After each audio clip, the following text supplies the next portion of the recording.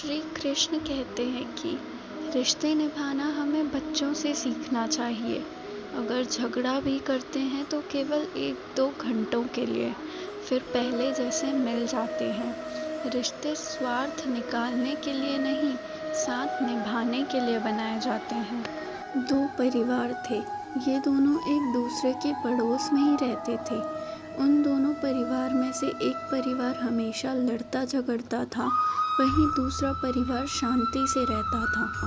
एक दिन झगड़ालू परिवार की पत्नी, जो दूसरे परिवार शांति से रहता देख उसे ईर्ष्या करते हुए अपने पति से कहती है कि आप एक दिन हमारे जो पड़ोसी हैं उसके घर पर जाके देखो कि आखिर वो सब इतने अच्छे तरीके से रहने के लिए क्या करते हैं।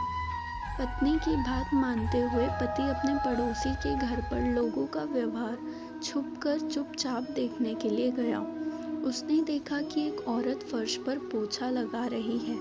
तभी अचानक रसोई घर में से कुछ आवाज आने की वजह से वो रसोई घर में चली जाती है। तभी उस औरत का पति एक कमरे में से बाहर निकलकर दूसरे कमरे की ओर जाता है। उसके पति का ध्यान नहीं रहने के कारण फर्श पर रखी बाल्टी से ठोकर लगती है और बाल्टी का सारा पानी फर्श पर फैल जाता है। उतने में ही उसकी पत्नी रसोई घर में से बाहर आती है और अपने पति से बोलती है कि मुझे माफ़ करना, ये मेरी गलती थी कि मैंने रास्ते से बाल्टी को नहीं हटाया। पति ने जवाब दिया कि नहीं, तुम मुझे माफ़ करना क्योंकि मैंने इस पर ध्यान ही नहीं दिया। अब झगड़ालू परिवार का पति, जो छिपकर ये सब देख रहा था, वो वापस अपने घर आ जाता है।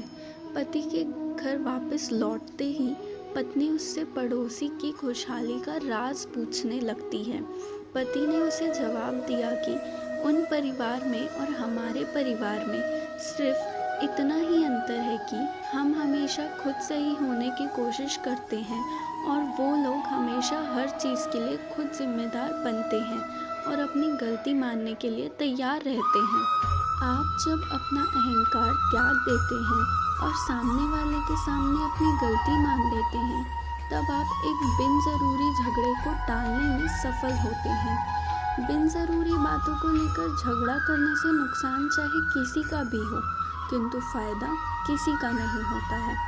बात चाहे छोटी ही क्यों ना हो, बिन ज़रूरी क्यों ना हो, किंतु झगड़ा तो हमेशा होता ही है, क्योंकि वो अहंकार के कारण ही होता है।